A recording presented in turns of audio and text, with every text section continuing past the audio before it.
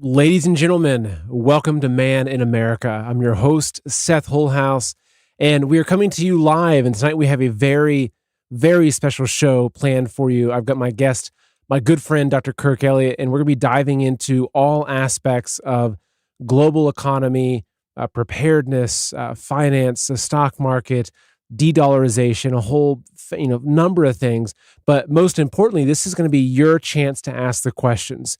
So, Dr. Kirk Elliott, he's got 2 PhDs. He knows global finance, global economics, precious metals better than anybody that I know. And so we're going to be diving in. I've already got some questions that we took earlier throughout the day on social media, mostly through Twitter and Telegram.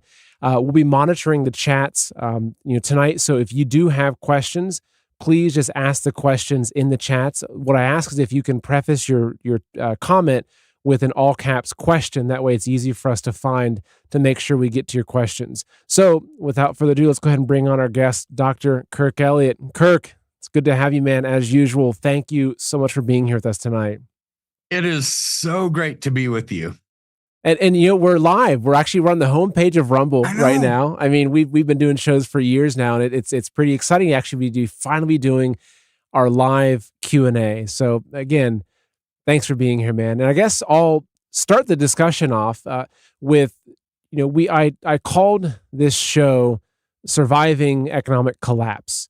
And it seems like it may be a little bit extreme to talk about economic collapse from some people's perspective, but to me, that's actually more normal than talking about the weather these days, which is so unpredictable. But why don't you just, give us a few minute, kind of elevator pitch on why you think that we might be facing some sort of economic collapse, and let's just say in the next 5 or 10 years. What are the indicators that you're following? They're saying something's just not right. Well, it's not the usual economic indicators. It's not like inflation or CPI or unemployment. It's bigger than that. It's kind of this paradigm shifting moment, Seth, of everything that everyone that's basically alive today has known has been the United States as being the reserve currency of the world. Because in 1944, which was 80 years ago, so let's say you were 20 when that happened. I mean, you're 104 right now, right? So really, everybody that's alive today has known the United States as the reserve currency, meaning international settlements between countries have been traded in the US dollar.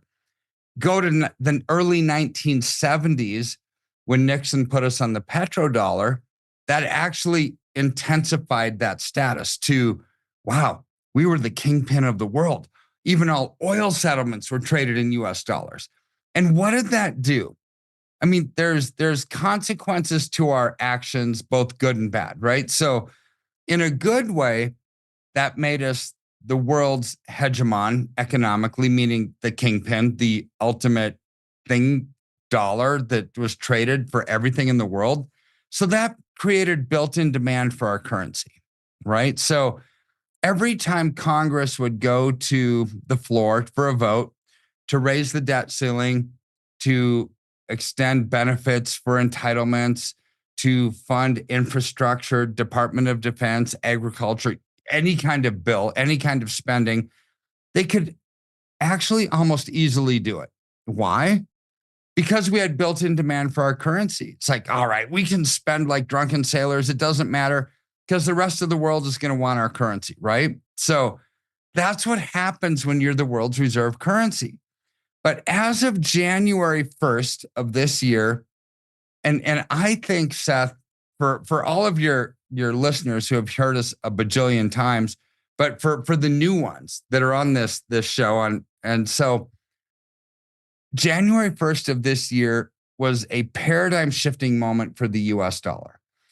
And that is we actually lost petrodollar status because the BRICS nations, which rose up because of what Putin said in August of 2023, said, we're going to de-dollarize the world. And he was very confident in that, right? So how could he be confident in that statement? Did he know something that we didn't know? I think he did.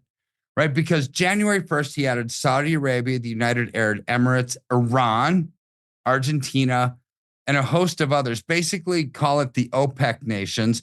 They added to the BRICS nations, which is Brazil, Russia, India, China, South Africa, right? So now it's BRICS plus, plus, plus. And that amounts to 50% of the world's population as of today. But they've got over 20 countries that want to be members of the BRICS consortium of countries. So moving forward in pretty short order, that 70 to 80% of the world's population are going to be part of the BRICS nations. When we have trade agreements and bilateral trade agreements and things of that nature, if it were between, let's say, the Dominican Republic and French Guyana, two insignificant countries, it's like, who cares, right? It doesn't matter. But this is more than 50% of the entire world are part of this trade balance, right? So now we've got an issue because when they're de-dollarizing the world, when they're taking all oil settlements away from the US dollar, every time Congress meets and they say, you know what, we have to raise the debt ceiling. We have to fund this expenditure for education or for defense or for infrastructure or for Social Security, Medicare, Medicaid, whatever. Now they have to think about it, Seth. They have to think about, we're no different than any other country in the world. We no longer have built-in demand for our currency. So every time we print money that we don't have, we cause inflation. How do they slow down inflation? By raising interest rates? So the only other option that they have to slow down inflation is to decrease the money supply. Well, they're printing money. They're printing money to fund all this stuff. They can't diminish the money, so therefore interest rates have to go up. So contrary to what we're hearing on mainstream media and the news, interest rates are going to have to go up. Now, like we've talked about on your show maybe half a dozen times, they probably will lower interest rates once before the election. So they can say, look, we said we were going to do this and we did. So that's to add credibility to their actions, right? But moving forward, when you lose petrodollar status, you have to inflate.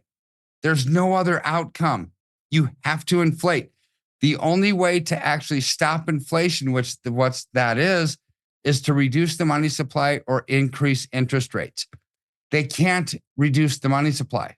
That's what inflation's all about. So therefore, interest rates are going to go up. So everything that kind of we're talking about tonight is going to be in the light of that.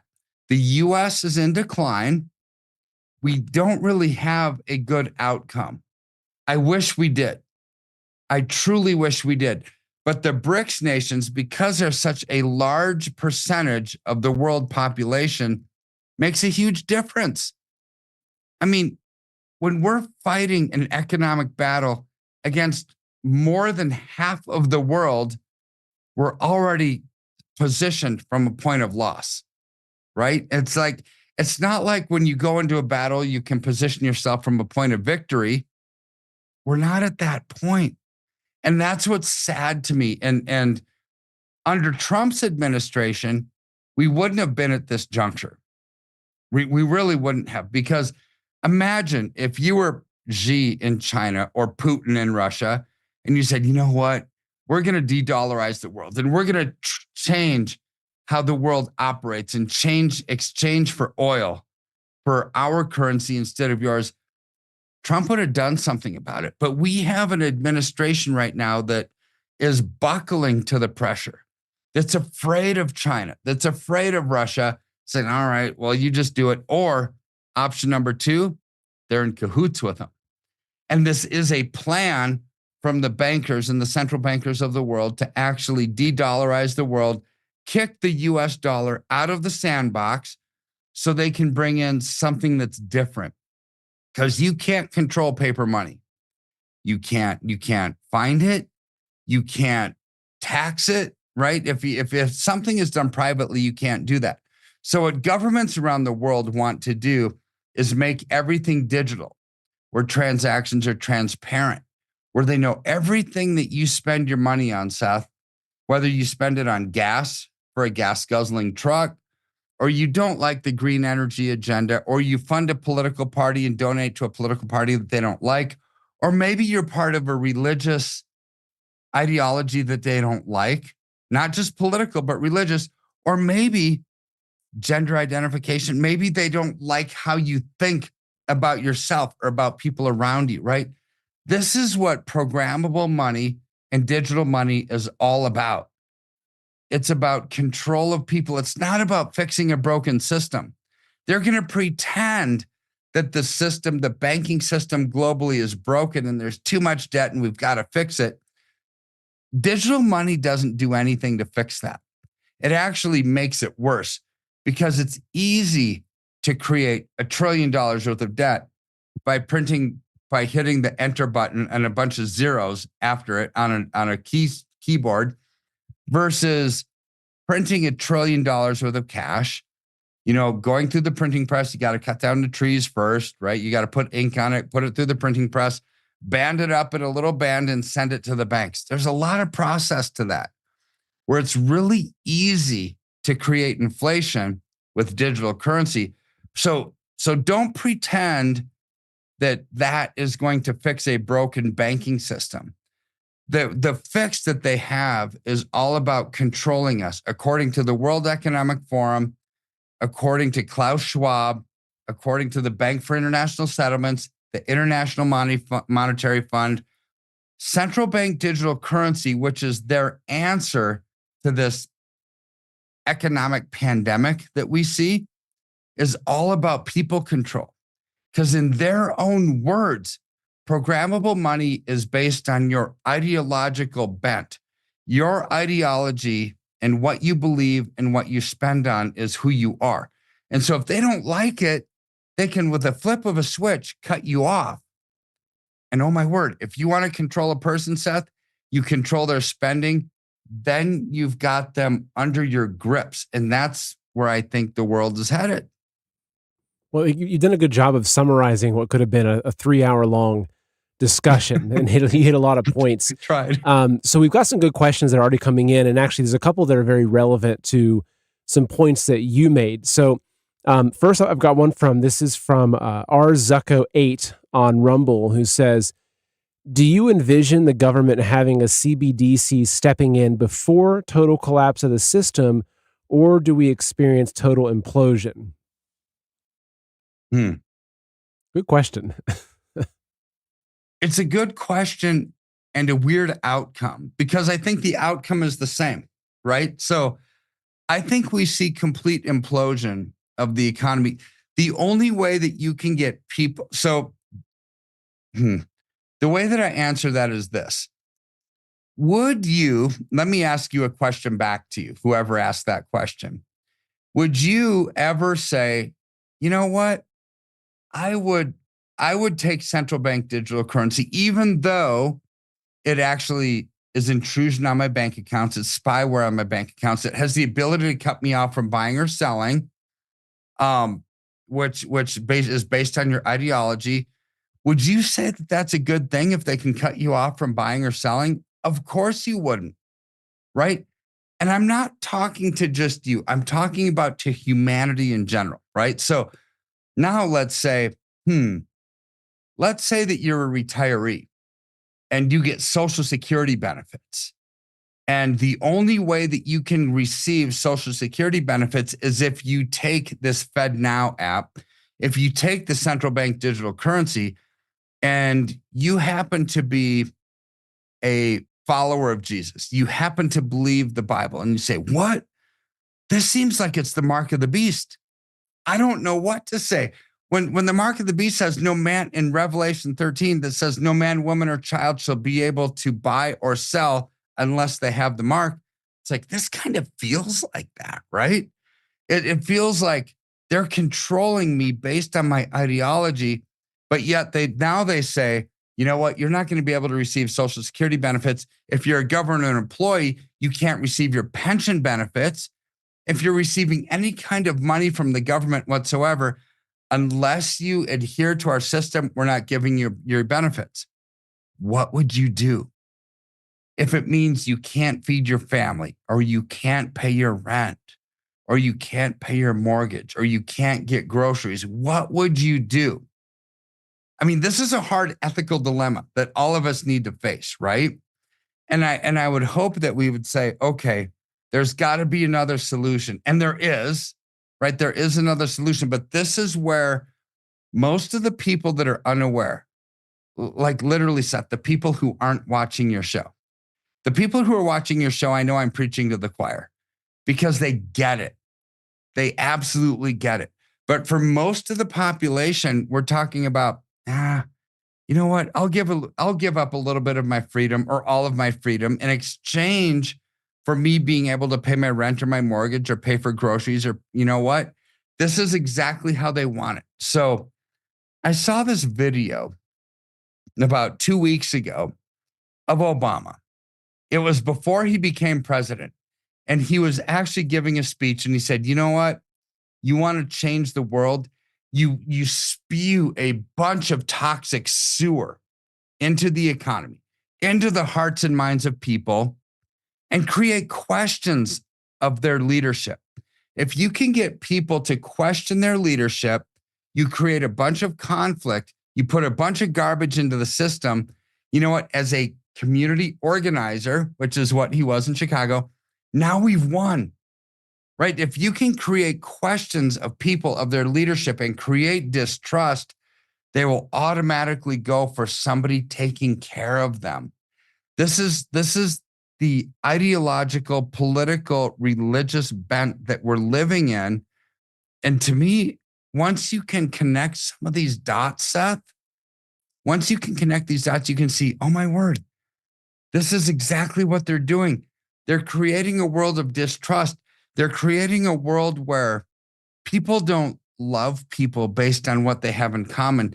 They hate people because of how they're different, right? Whether it's based on political grounds or religious grounds, or maybe your gender, or maybe it's your race, right?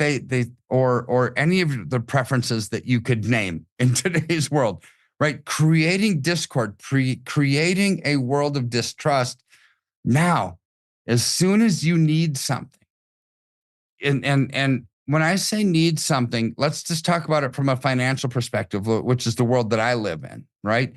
Let's say you needed a loan and you needed to go to the bank for a loan because you've run out of money.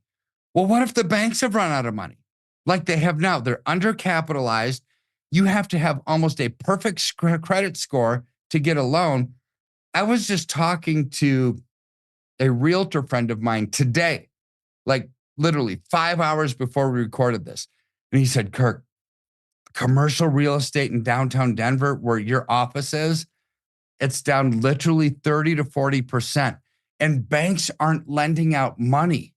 If somebody wanted to buy an office, the only way that you're going to get money to buy an office is through private capital, or if you have cash. Well, who has that?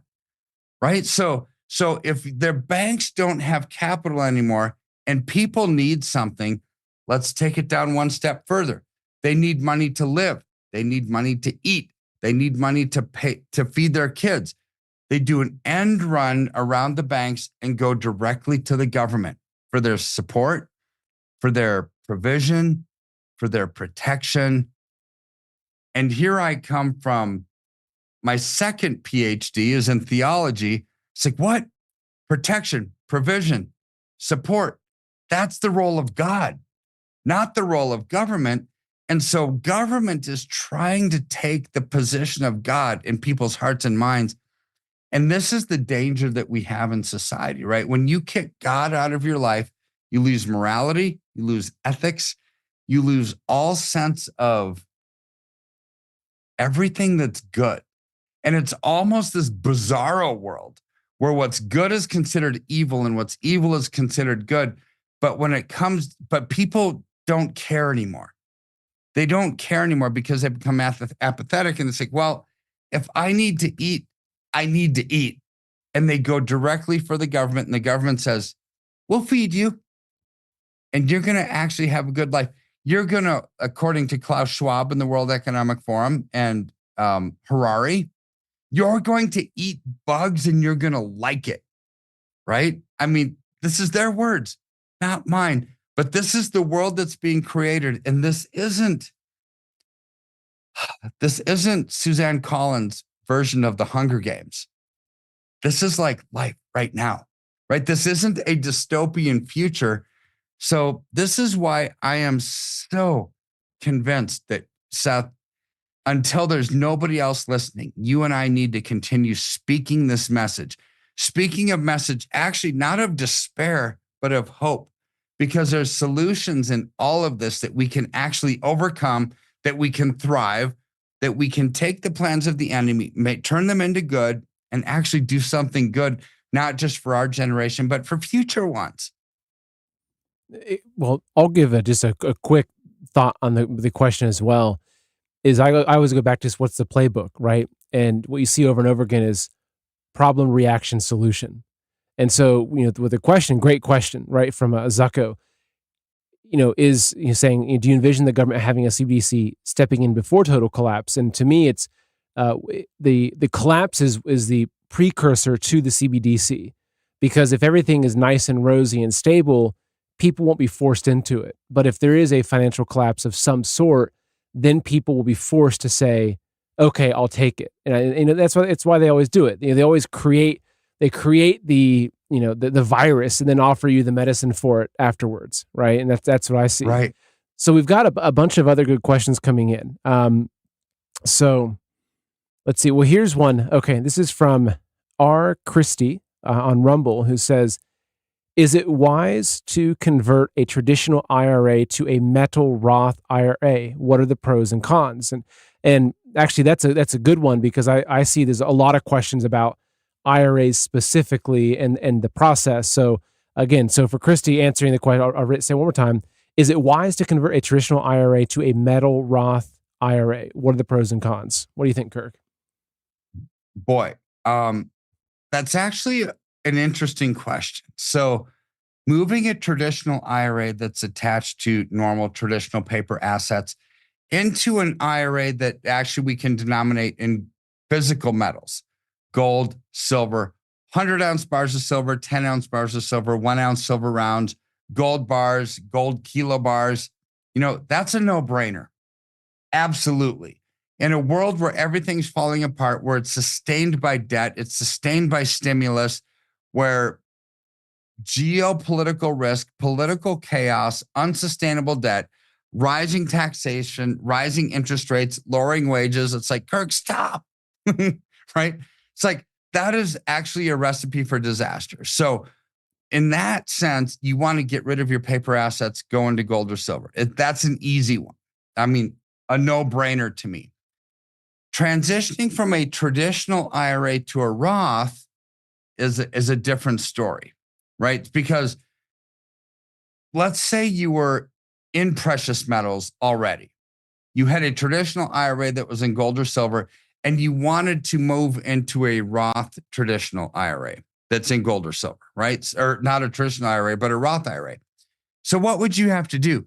You have to pay your taxes, because it's you pay your taxes now to go into a Roth IRA where all growth is tax-free moving forward.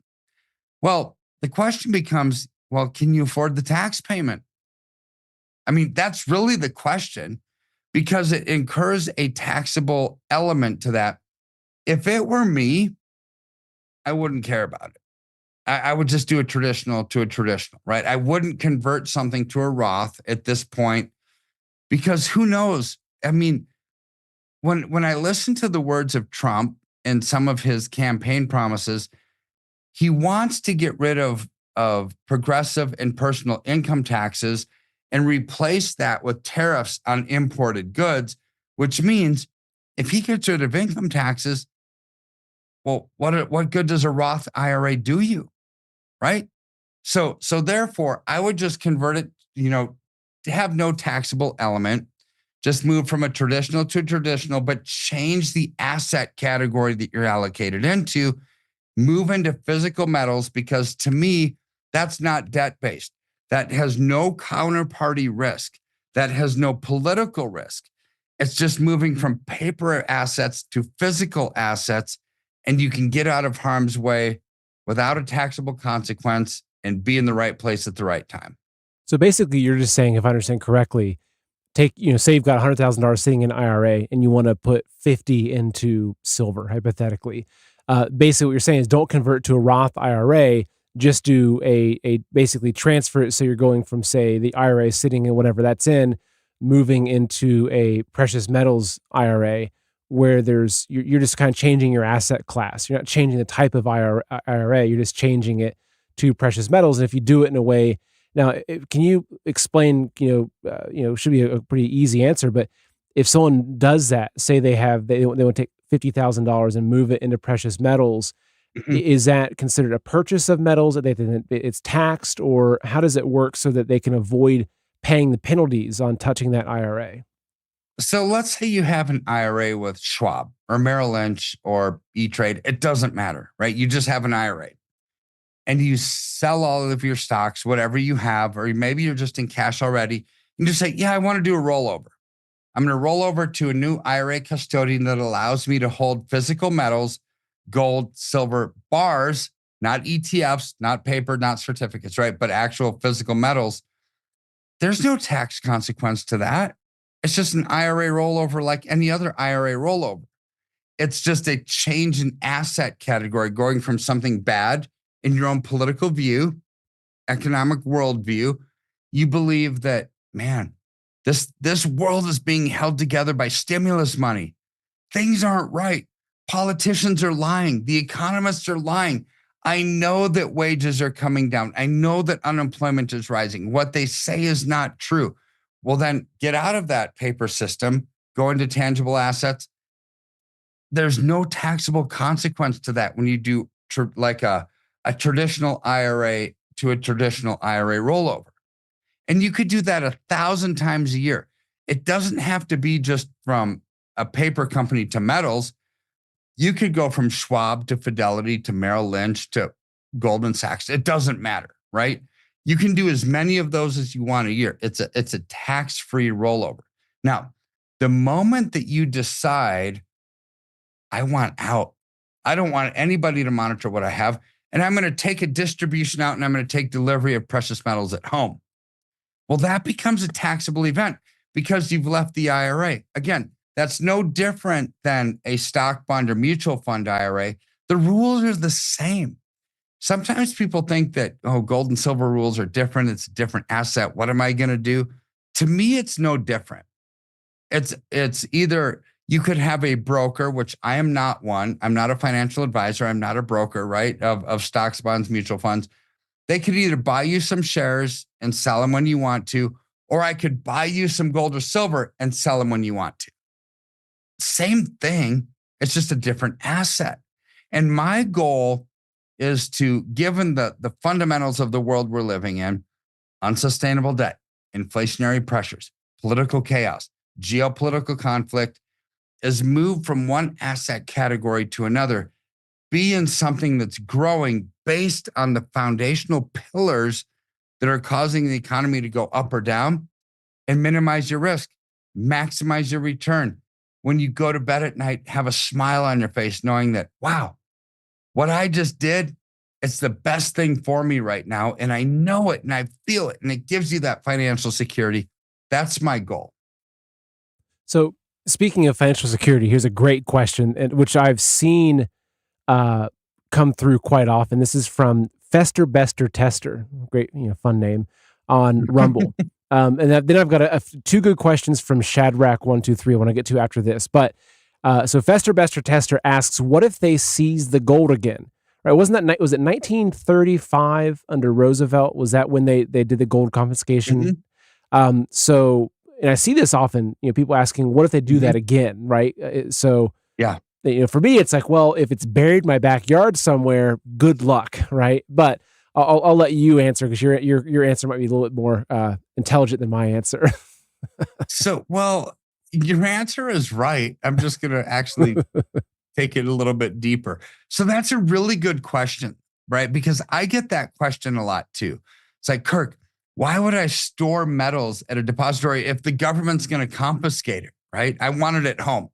Well, in an IRA, you can't take delivery of it at home, but I want to encourage everybody, I wouldn't worry about it, right? So different time, different place, different message, different rationale. So look back to when gold was confiscated. And remember, silver was never confiscated, like ever, because it's an industrial metal, it's manufacturing. Gold was, but the gold was confiscated because it was actually backing our currency at the time.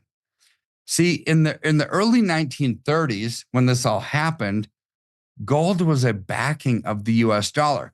You could go to whatever stores were around at the time, whether it's Sears or Woolworths or I don't know, some of these old school stores, right? But you could say, I'm going to spend a $20 bill or 1 ounce of gold.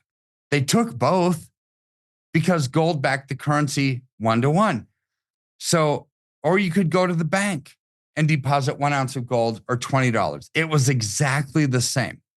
So in the 1930s, 1 ounce of gold, which has a $20 face value on the coins, if you were to look at a US Liberty coin or US St. Gaudens, some of the really old stuff that was actually in mintage back then, it said $20 face value on it, right? So fast forward to and what would that buy you? Let me ask the question, what would that buy you? It would buy you a finely tailored men's suit, a shirt, a tie, a belt, and shoes.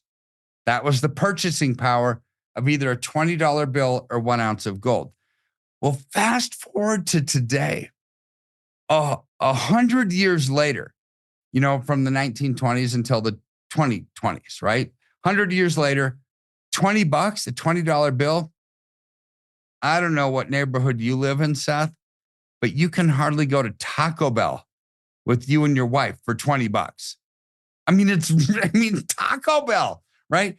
But 1 ounce of gold that you had a $20 face value back then at $2,400 an ounce still buys you a finely tailored men's suit, a shirt, a tie, a belt, and shoes.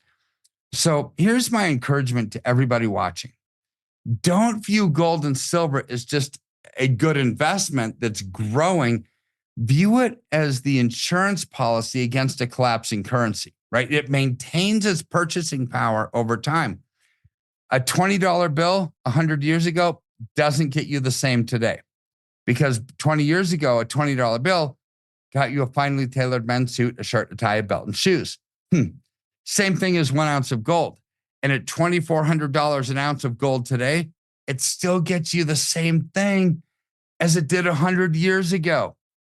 So we need to retrain our minds, first and foremost, that gold and silver are kind of like an insurance policy against a collapsing currency. But we have the double bonus benefit that it's actually growing in value. There's international demand. Global manufacturing, industrial demand for silver is through the roof with electric vehicles and defense department and aerospace and electronics and solar power, right? They all need silver. So in the midst of the worst economic time that we've lived in over 50 years globally, the demand for precious metals is still through the roof. Imagine if we had a robust economy. I mean, I'm telling you, if we had a robust economy, the supply and demand would be off the charts. There would be zero supply, high demand. The price of gold and silver will be through the roof. But here's what I want to say. Look at the last 5 months with the political tensions that we're seeing, the geopolitical conflict, the inflationary pressures, people not believing the stories coming out of DC, but believing their wallet instead. Silver's up 40%, Seth, in the last 5 months. 40% in 5 months. Normally, people would say, well, I'll take half of that. I'll take 20% in a whole year. Well, you don't have to settle for that. You can settle for 40% in the last 5 months. And those trends and foundational issues that are causing that growth are continuing on, because the world's not going to change overnight, Seth. It's actually getting worse. No, I couldn't agree more, unfortunately. Actually, I was just pulling up here. I'll show. Here is a silver chart, right? This is showing. Here's where silver's at. Over the last, this is 6 months, right? Yeah, just there you go. So another question. Okay, so I told this is from Shadrach, right? So Shadrach 123. Let me pull this question up. So 2 questions. One is, where do you see the economy in 5 years? So that's that's a big one to try to get to. And the other one is, I've been told that silver will be more valuable than gold. Is that true? So I'll let you take both those from Shadrach, and then on deck, I've got a good question from, let's see, who is it from? From Kitness, right? So we'll get to Kitness's question next. So I'll let you hit those first 2 questions from Shadrach. Okay, Shadrach, I'm not God. I don't control the markets. I mean, I don't know what to say to that. However, here's where I do think that gold and silver actually are going to soar, because this is just, economics 101. Low supply, high demand. The supply of silver at the COMEX depositories is diminishing. I mean, it's like limited, but yet the demand is through the roof for manufacturing, industrial reasons, and investor demand. So let's say, to answer your question with a story, let's say that you're Sony, right? You're building a 65-inch flat screen TV, and you need 1 or 2 ounces of silver for the solder points and the electronics and whatever. You're not going to care if silver is $20 an ounce, $30 an ounce, $50 an ounce, $120 an ounce. You don't care. You're going to offer whatever you need to do to buy it, because if without it, you can't sell the finished product. So this is where we as investors can actually allocate into this commodity, right? That people are going to need for electronics, solar power, electric vehicles, fuel cell technology, defense. People don't realize we're now in a war economy, Seth, right? We've got wars with Russia and Ukraine, China and Taiwan. I mean, there's wars everywhere. Every single one of those ICBM missiles that are being shot off take about 11,000 ounces of silver in them for battery power. It's like, man, there's a lot of demand for silver. So if we don't want to invest in the currency. We want to invest in the backing of the currency. Because when Sony says, I don't care if prices are $30 an ounce or $80 an ounce or $150 an ounce, I'm buying it, right? So if you own the backing of a currency or the thing that people need for this green globalist agenda per se, or whatever, I don't see a lot of downside risk there. Really, I see none. I'm just a person. I just have an opinion, but because it's needed, right? So if it's needed, we want to own it. So when Russia decided to back its currency, the ruble, with gold, people called me nonstop, Seth, and said, Kirk, we should invest in the ruble. It's like, what? Do you realize how much political risk there is in that? If the world economy and countries of the world say, we're no longer accepting the ruble because we don't like their politics. We don't like it that Putin's attacking Ukraine. We're no longer going to take the ruble. Well, then your investment in that currency goes to zero. But if the ruble is backed by gold and you own the gold, well, gold is still in demand in China, in America, in Canada, in Mexico, in the Middle East, you name it. Who cares what happens to the currency? If you own the backing of the currency, you've minimized your risk and you've maximized your return. So the second question with kind of looking at gold versus silver, right? And I'm not sure. I've never heard that silver will be more valuable than gold. That's new to me to hear that.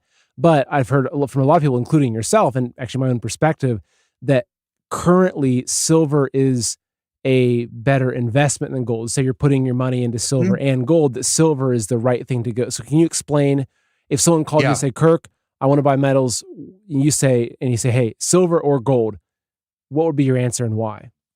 So I've seen those stories from podcasters and on the internet that silver is going to be more valuable than gold.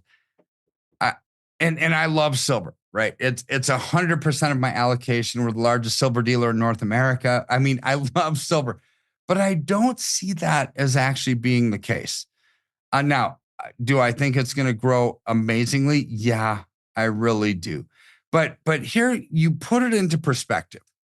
Central banks around the world are acquiring gold like there's no tomorrow, right? The Bank of China, the Central Bank of China has acquired an estimated 30,000 tons of gold. Russia has 1,000 tons of gold. India has 600 tons of gold. The European Union has about 10,500 tons of gold. The Federal Reserve has 8,500 tons of gold. Why? Because they know that there's probably a system change coming. And we're moving from paper currency to digital. And when we move from digital, it doesn't mean backed by gold, but they're using gold as the carrot. They're dangling it out there saying, hey, world, if I'm Xi in China, I'm saying, hey, world, why would you invest in the euro or the US dollar? We've got a central bank digital currency and it's backed by gold 1-to-1. Invest in our currency. And just like one of those scary movies that we watch as a kid or even as an adult, I mean, if you watch scary movies, there's always these dumb kids that are going into this old house, this haunted house, and they're walking down the hallway and they decide, I wonder what's behind this closed door. And as a viewer, you're saying, dude, don't go behind that closed door. We know there's a monster back there. And as soon as you open it, they're going to eat you, right? But yet on the movie, they always decide to go behind the closed door. This is how I view central bank digital currency in China or anywhere else. Once you say, yeah, this dangling carrot that they're going to back their currency with gold, I'm going to go into that one. Once you go into central bank digital currency, you're not getting out because they own your rights as a person, right? With a flip of a switch, they can cut you off from buying or selling based on your ideology. So don't go in that door. Don't buy the mainstream media perspective that CBDCs or central bank digital currencies are going to be the answer to a broken system, that they're going to be 365 days a year, 24/7, accountability, transparency. We're going to be able to find the money launderers, the human traffickers, the drug traffickers, the arms traffickers, the sex traffickers, right? And we'll cut them off. It's like, no, those are all good things. I want all of that to be cut off too. I really, really do. With all of that's within me, I think it's evil, right? But you go down that road, now they control you too. And if they don't like the fact that you own a gas guzzling truck and you're buying gas and they want you to be green, it's like, well, no more gas for you, Seth. Or you're buying beef and the mayor of New York or Biden says, you know what? Cows are like the most problematic thing for global, pollution ever outside of cars and factories, right? It's like, what? Because they have gas? You're telling me that cows are awful and they're going to outlaw them, right? So they can cut you off from buying or selling. What if they don't like the political party you're part of? What if they don't like the religion that you're part of that preaches the Bible, right? And they say, well, that particular religion is hate speech.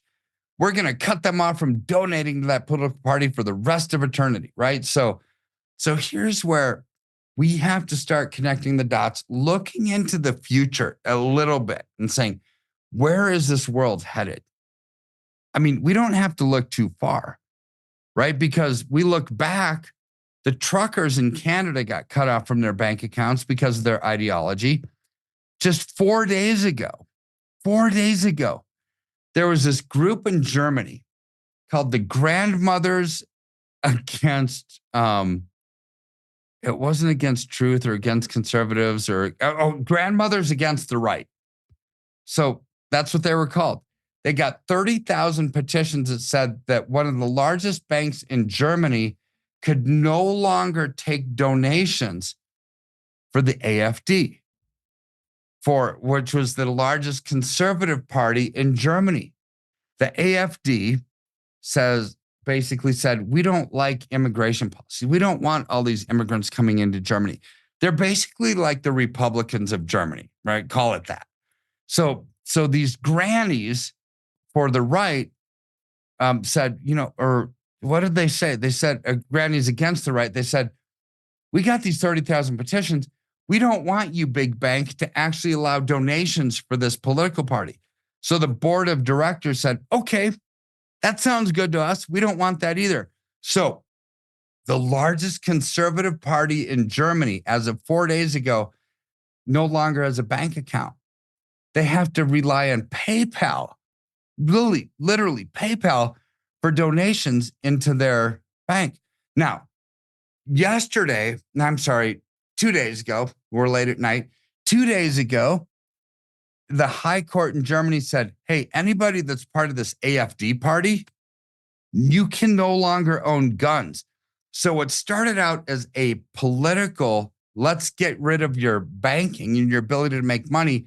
Now we're moving this into a social agenda, and you can no longer own guns because you're conservative, right? Against the globalists, against immigration, against all these things that the globalists don't want you to be against. This is how quickly things could turn around. And to me, Seth, when you allocate into physical precious metals, gold, silver, bars, or coins, you're getting away from a paper system. You're actually allocating into your freedom, so to speak, and against this big brother mentality that can cut you off from buying or selling. Exactly. I mean, to me, it's the same as learning how to grow your own food, right? You're getting out of that system. Um, so we're getting tons of questions, which is really good. So we'll have to keep working through.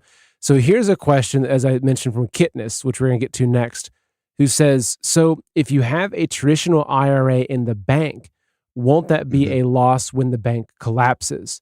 And so looking at what just happened with Silicon Valley Bank, what we've been hearing rumors about, and we're seeing, right, that there's potential bank runs, bank collapses, around the corner. Yeah. It's a very valid question, right? Basically, if I've got my IRA with X bank, that bank collapses, what happens? That question is from Kitness? Yes. Yeah, from Kitness. So, Kitness, that's a really good question, right? Because when you look back to March of last year, which is the basis of your question, Silicon Valley Bank, Signature Bank, Credit Suisse, First Republic, they all went under, right? Because they had more withdrawals coming out than deposits going in, and the banks ran out of money and they went under. They went into FDIC receivership. Well, back in the day, FDIC covered you. If you had more than $250,000 in the bank, you were out. But up to $250,000 in the bank, it was insurance coverage, right? So, but fast forward to today, FDIC only has 1.17% of all deposits covered. Well, this is a problem.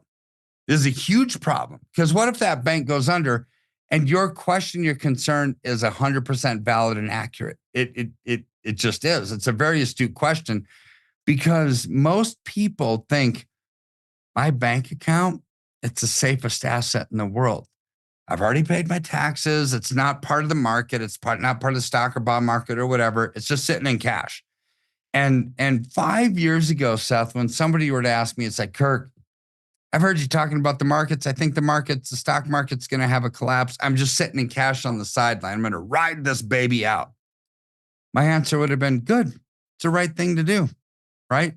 But today, banking assets are probably more risky than market assets because banks are undercapitalized. Only 1.17% of all deposits are covered under FDIC insurance. Well, oh my word, 2 weeks ago, Seth, you and I talked about this off the air and actually on one of your shows. But 2 weeks ago, I think it was, maybe it was 3, no more than that, the feds and the FDIC went to the 4 largest financial institutions in America. And Katniss, this is crazy because this is Bank of America, JP Morgan Chase, Goldman Sachs, and Citibank. And they said, you know what? The orderly resolution plan that you put together in time of chaos, of the orderly resolution plan, how are you going to pay off your depositors? Doesn't cut it. We don't believe that it's actually valid. So therefore, by 2025, which is only 6 months away from the time of this recording, you have to submit an orderly resolution plan that complies with U.S. bankruptcy code. It's like, what? They just said 4 largest financial institutions in America and U.S. bankruptcy code in the same sentence. It's like, what are they thinking, right? So here's where it matters to us. You really need to be concerned about the financial stability of where you keep your assets. And if you don't feel comfortable with it, I would allocate into physical, tangible assets like gold and silver, physical bars and silver, bars and gold, whatever you choose to get out of that paper-based system. Because here's the problem moving forward. Wages are declining. Unemployment is going up. Capitalization at banks is not there. Because as of March of this year, after Silicon Valley Bank, so for a full year, March of 2023 until March of 2024, there was something called the Bank Temp Funding Program, which the Fed injected capital to bail out failing banks before they went into FDIC receivership. Why would they want to do that? Because FDIC is underfunded. They've run out of money. But that program sunset because the government is running out of money, Seth. That's sunset in March of this year. So any banks that start to fail from March of this year moving forward is going to go into FDIC receivership. Well, good grief. They're so underfunded. If one bank goes under, you'll be fine. 2 banks go under, you'll probably be fine, right? Well, unless it's a big one. But ultimately, you get more than like 4 or 5, FDIC runs out of money. Then there's a run on the banks. Then if you haven't planned accordingly, gone into something that's going to grow and thrive like physical gold and silver that you take delivery of or store at a depository, your paper assets might vanish. I'm not saying that they will. I'm not guaranteeing anything. I'm not God. I don't control the markets. But when you have unsustainable debt, lowering wages, unemployment that's going through the roof, inflationary pressures, and higher taxes, what do you think is going to be the outcome? Except for people saying, oh, everything's falling apart. Government, please take care of me. That's the outcome. There's a comment from Third Heaven I want to read. It just says, if you don't hold it, then you don't own it. And it's a good point. If your assets are sitting off in some digital database somewhere at the big bank, which is then having other big organization hold those assets, and it's like it's not really yours, right? Actually, David Webb in his documentary, The Great Taking, we went into detail now. I interviewed him. Yeah. So I've got, before we jump into the next question, I just want to show people, if folks want to contact you, because I'll pull this up, because might be people asking this, goldwithseth.com. This is the website. It brings up goldwithseth.com. The phone number 720-605-3900. That will get you to Kirk's team. And if you want to, right now they're closed, so you leave a voicemail to call you back. That's how you set up a free consultation, right? So if you are interested in this, you have questions in detail, the entire Q&A that we're doing tonight is free for anybody that wants to set up an appointment. They can talk to either yourself or one of your wealth advisors, get the same answers. So just want to let people know. So goldwithseth.com, 720-605-3900. So getting to the next question.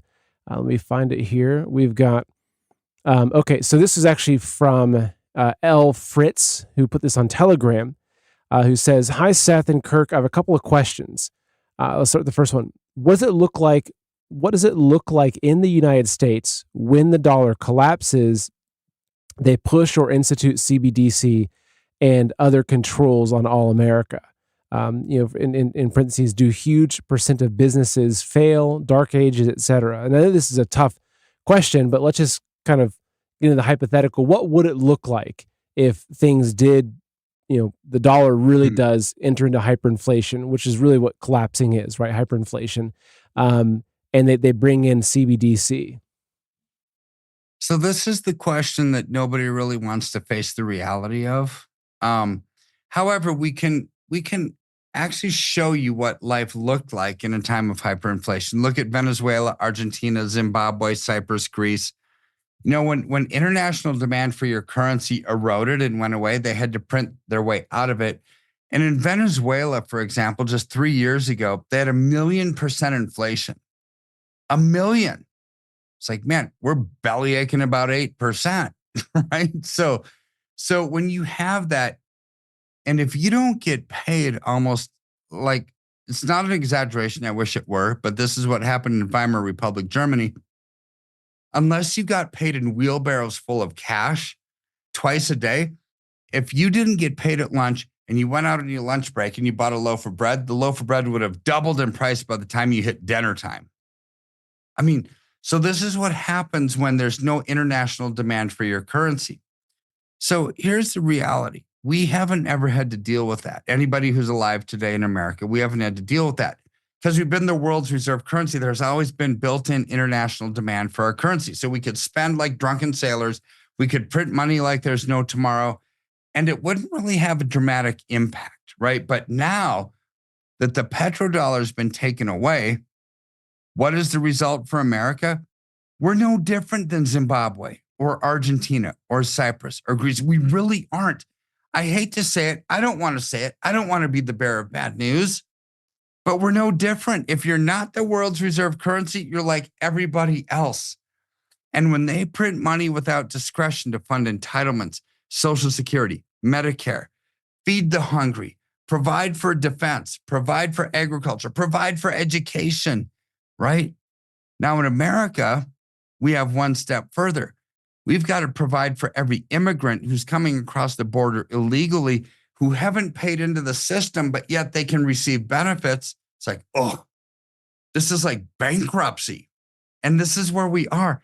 So to answer that question, I know I took a rabbit trail, but I don't see us as any different than any other country now, right? We're no longer the world's reserve currency. The BRICS nations are, right? Because of their policies, and they're such a large block of the world population. So therefore, when we don't have the reserve currency, when we don't have the petrodollar, and you have to print money to fund and stimulate the economy, what's the policy mechanism to slow down that inflation that you just created? Raising interest rates. So if you've got inflation and rising interest rates, that's the death of an economy, Seth. It's really the death of an economy. And I'm not saying it's going to happen tomorrow, but we're on that path. If we don't make a change, my projection is 2 years from now, we're toast, because we're at this point of critical mass of unsustainability with our debt. And so if we don't make a change, I do think that our economy and our dollar implodes on itself completely. So here's a question, actually, and this is just from myself, not necessarily a question, but it's just a topic I want to bring up with you briefly, because we've talked about this a lot in the past, and you and I have had a lot of conversations off air about this. Okay, so it's obvious that the people that understand what's really happening in our country, the folks that are watching shows like this, are moving assets into precious metals. They're stocking up on ammo. They're stocking up on storable food. They're moving out of the big cities. They're making big changes. They see there's a storm coming, and they're preparing for it. But with that, there's always the looters that take advantage, right? To use Ayn Rand's way of phrasing it, the looters. And so what's happening, though, is there's a lot of promotion of gold and silver, especially within the channels like the alternative media channels. There's all kinds of sponsors for gold and silver, and so I used to work in that industry. I more on the buy side. I was buying a lot of over the counter scrap and everything and bullion, et cetera. And I knew a lot of very unscrupulous people. But what we've talked about is that what you're seeing is that there's a lot of these big gold companies, and we won't name exact names, but some of the big ones that are on even big shows that are absolutely taking advantage of people. They are, you're seeing these invoices come in. We talked about it. Where you're seeing someone that spent $800,000 on silver, and they only bought $200,000 worth of silver. So it was so overinflated. So can you just give just a this had to be a long answer, but your approach to how you price precious metals and what you're seeing coming in through the invoices that customers are showing you and saying, hey, was this an okay purchase from this other guy before? Just give us a quick answer to that. I think it's really important just to address this publicly. Yeah. So it's kind of a medium to long answer to your short question, Okay. but I've been doing this for almost 30 years, right? And going back to when I started, I left a company that I started with in this industry because they wanted to have semi-numismatic, which numismatic means rare. It's a coin, right? Rare collectible things that have high commission and they make more money on it. And I never did that. And basically I got a 7-year non-compete clause. Like, well, Kirk, you got a cease and desist, right? If you don't like to do this, you only like bullion. It's not good enough for the company. It's like I couldn't care less about the company. I say that with a grain of salt, right? I want to honor and admire and work hard for the company that I worked with, but as long as it's good for the client, right? But and those two couldn't coexist together. It couldn't. So therefore, because I needed to be loyal to the company I worked for and loyal to my client, I had to quit the company I worked for, right? So I mean, that's the only option. So when I started my company, I did it the right way. I only did bullion because bullion, there's always built in demand for it. Now, let me give you a little story. So let's say you had a rare coin that you paid when silver was $25 an ounce, you paid $75 an ounce for. And I've got countless numbers of invoices that's the case. A lot of the companies in the industry, when you look at what they've sold people, it's like, oh my word. Silver was $20 an ounce. You should have not paid over $25 an ounce and you paid 68. It's like, what gives? Because I saw the invoices. I've had hundreds of invoices sent to me because people thought they got ripped off. It's like, I'm not going to name the companies. I'm not into mudslinging, but if you've got ripped off or not, right? So when you liquidate those, you're not going to get what you thought, right? You're going to basically get almost just a little bit more than bullion prices. It's like, well, why did I pay for that? Why did I pay for that rarity and that scarcity and that collectability? It's like, I don't know, because you got sold something that you didn't know was actually the real story, right? So from the jump, I went into bullion for my clients. Bullion being something that's minted by a refinery that's used for manufacturing. There's no premium to it. It's just ounces, right? So goal in investing, minimize your ounces, minimize your cost, maximize your ounces. Pure and simple. Minimize cost, maximize ounces. The only way you do that is through bullion. Now, if you don't watch the markets like a hawk, I don't care because I will. I'll let you know when it's time to buy, sell, reallocate, lock in your profits in silver, go into gold, get it out of gold, go into something else completely, right? So moving forward, I do not think, and sorry for the economists on our side of the fence that do, I don't think silver is going to equal the price of gold. I mean, I wish it would. That would be awesome because my clients are 100% into silver. That would be the best thing ever. But looking at historical patterns, we should probably see a tripling to quadrupling. I mean, that's a conservative estimate to the reality we're living in. If this bull market started at 25, well, then, yeah, we get to 75 to 100. That would mimic the growth we had in 2011 when silver went from $12 an ounce to $48 an ounce. So we're saying, okay, it's going to start at 25. It's going to go to 75 to 100. Let me ask you all this. With what you're investing in now, I don't even care what it is. Can you really say that you feel good that it's going to triple or quadruple over the next 12 to 18 months? Probably not. But I feel pretty comfortable with that. Again, there's no guarantees in this world. I'm not God. I don't control the markets. We can never make a guarantee. I'm not a financial analyst or advisor.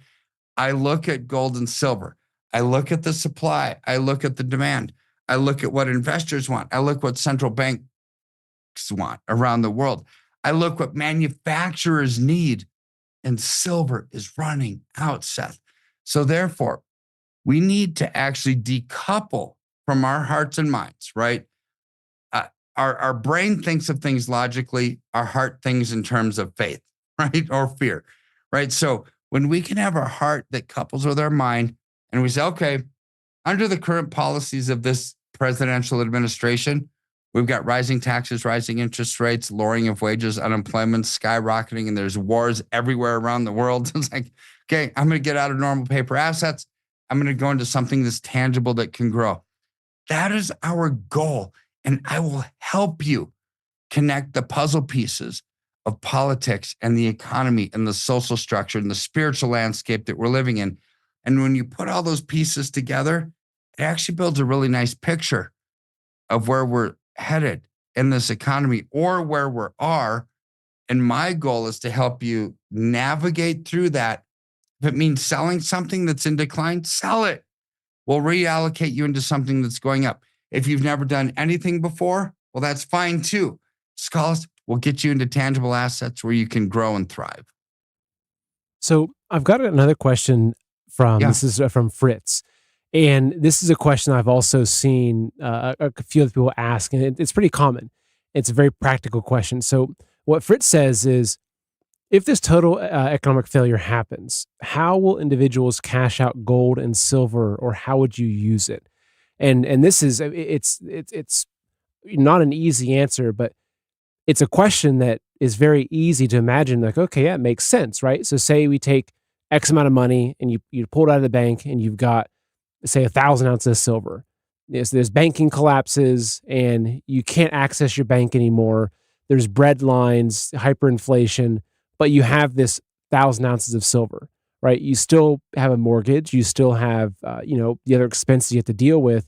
So in that scenario, and I know it's difficult, this is one of those kind of peering into the future type scenarios, which are very hard to nail down, but what's your best educated, guess or idea about the role that precious metals, especially, physical precious metals, would play in a society where there's no more trust in the paper currency?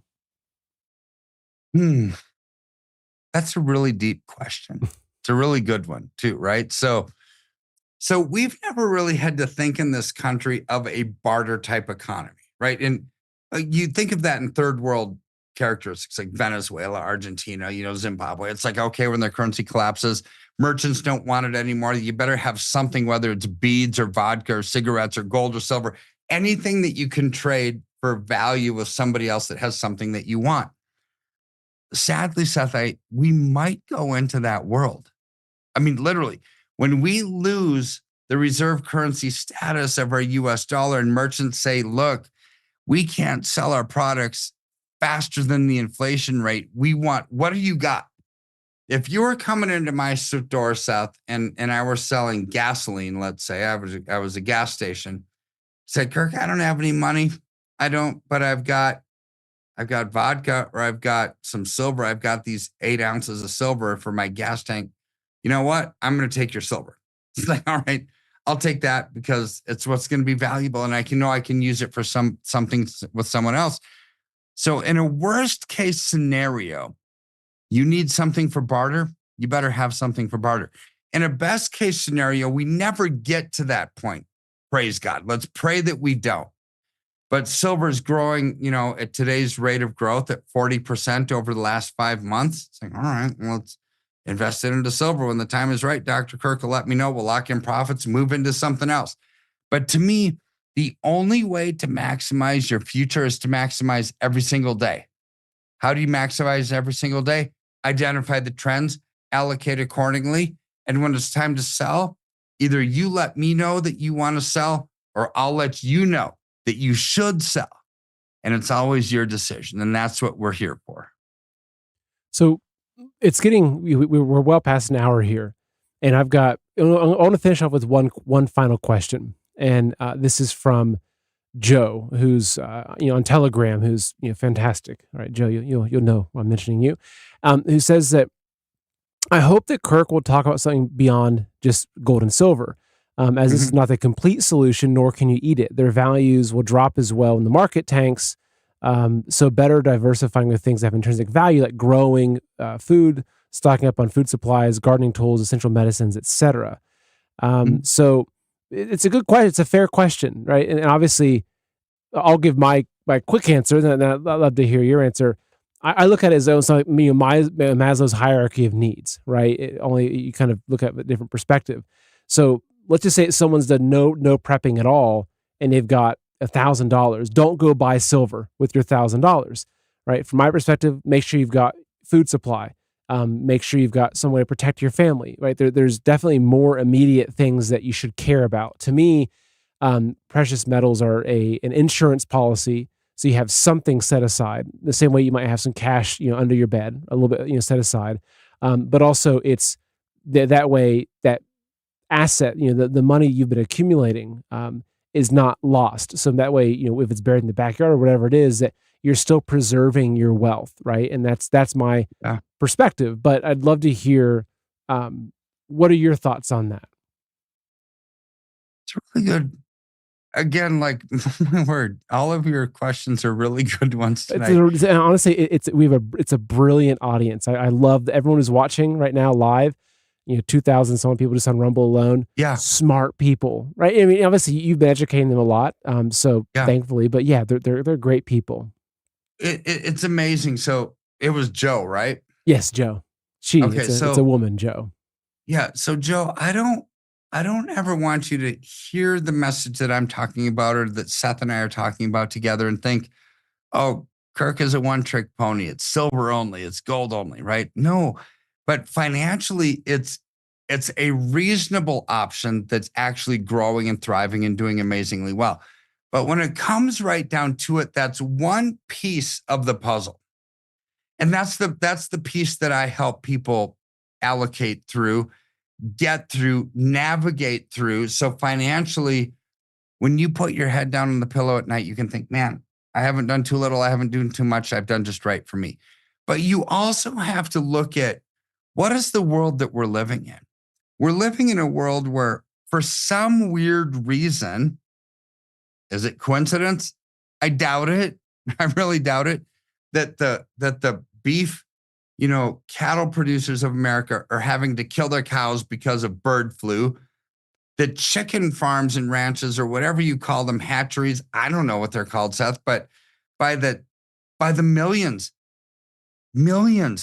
chickens are being exterminated because of this stupid avian bird flu, right? And then it's not only that they're being exterminated, but the farms are being blown up. They're on fire, right? So as you look at protection and preservation and peace of mind, gold and silver is just one piece of it. But you better have a sustainable food supply. More important than a food supply, you better have a solid fresh water source, right? Because you can't live very long without water. You can live, well, Jesus showed us you can live 40 days without food, right? But you better have those things in place. So if you can, and what's actually another step beyond that?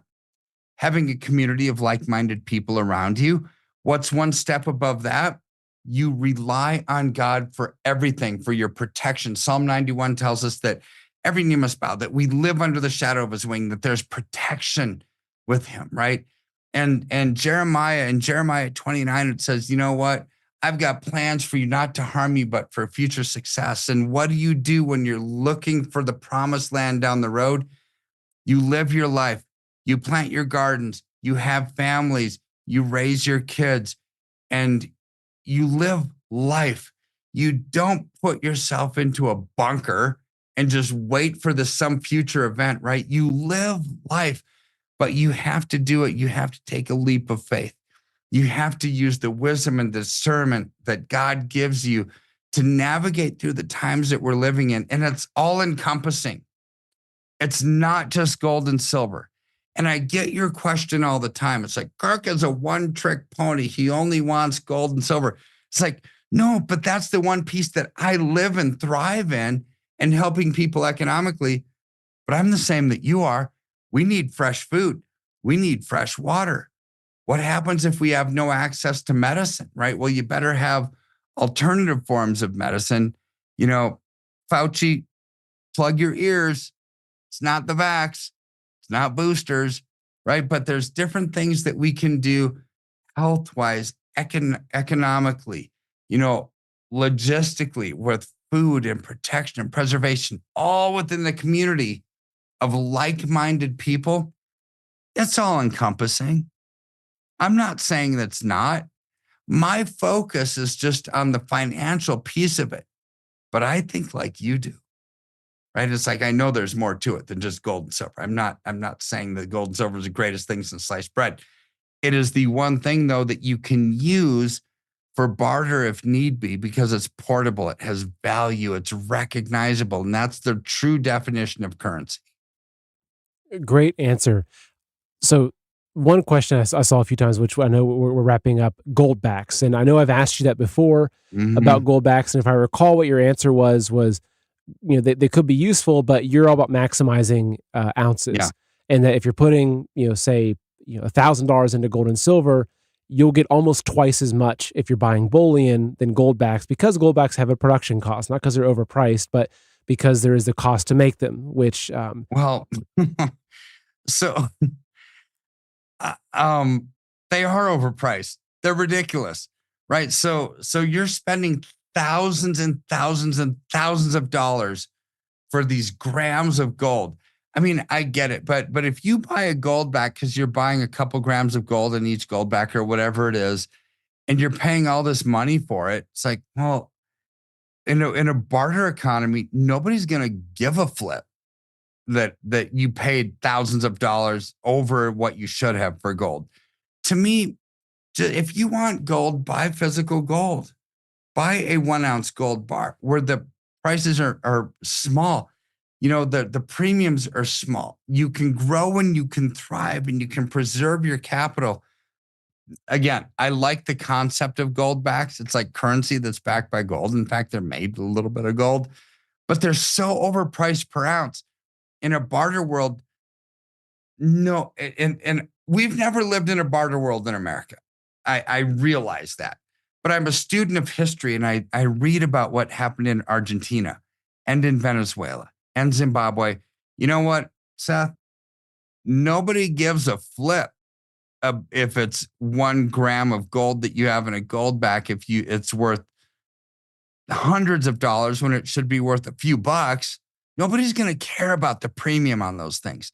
All they care about is this tangible? Is this real? Is this ounces? And how much did I pay for it? That's why I love bullion. I don't even like silver eagles, gold eagles, anything with a government mint in. It costs too much. It's like I heard this joke a while ago, and I wish it weren't true, but it is. It's like, how do you turn a perfectly valuable piece of paper into nothing? You put some green ink on it and make it into a currency, right? It's like they devalue it by printing more than they should.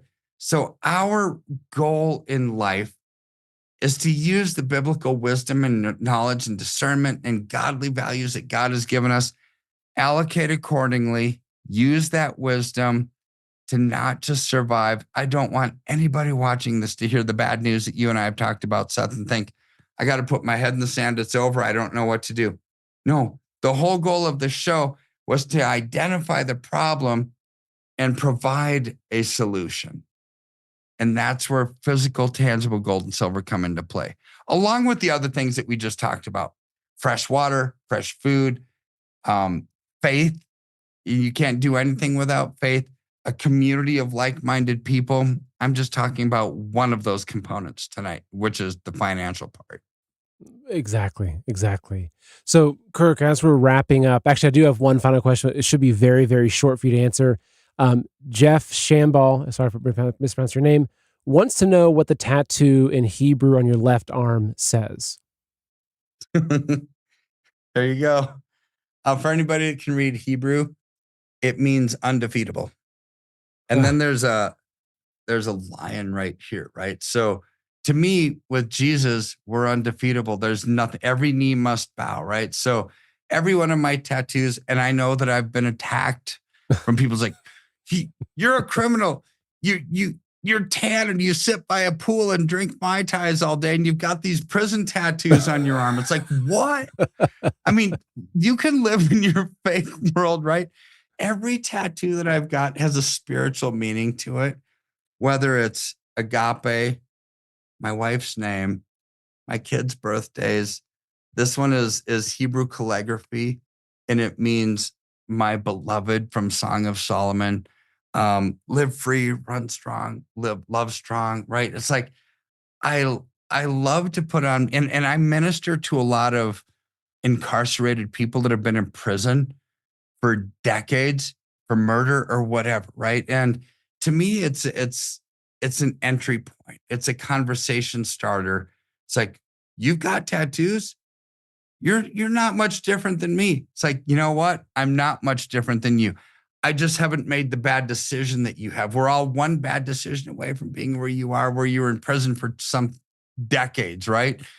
We're only one bad decision away from that. So when I can use these as a conversation starter to say, I love you, stop making bad decisions, and be what God created you to be, I'll use that as an entry point. But every single one of these has a deep spiritual meaning to me.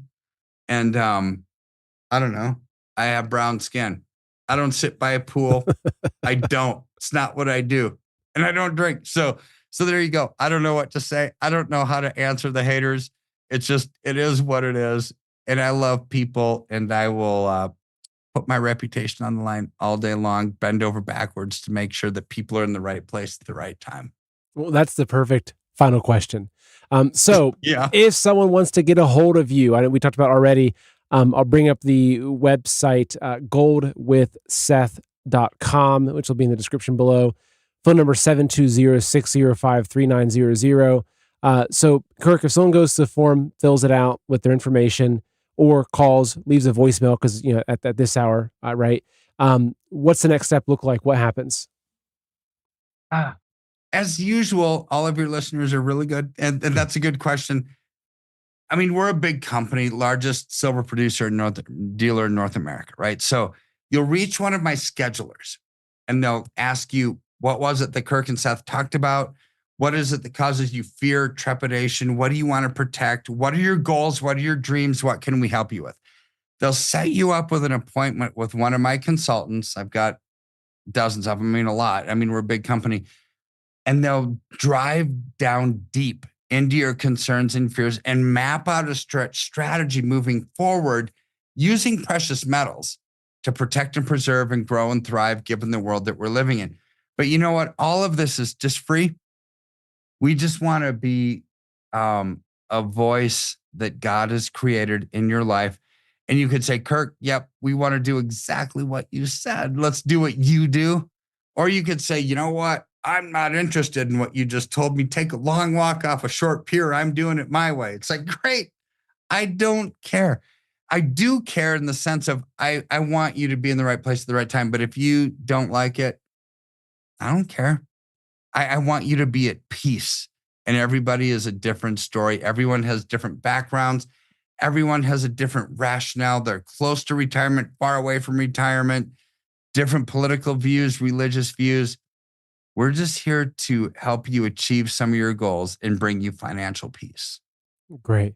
Final comment to read from Christy, who says, love those tats. God knows your heart. Thank you so much, Seth and Kirk. This was so informative and helped me bigly. So Kirk, man, I can tell it's been a long day for you. Your voice is worn. You've probably done a lot of these interviews, and I appreciate you doing this late night live Q&A. And I think that we're going to try to do these at least once a month. They're so helpful. And there's such good questions too.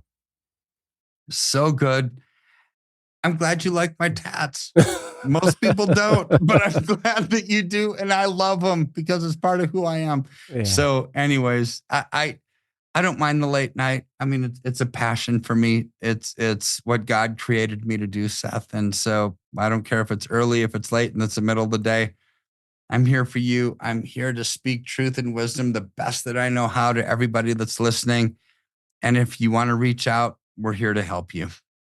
Awesome. Well, Kirk, thank you, man. It's been great. Look forward to next time. Thank you. Take care. Have a wonderful night. Awesome, brother. We'll see you. All right.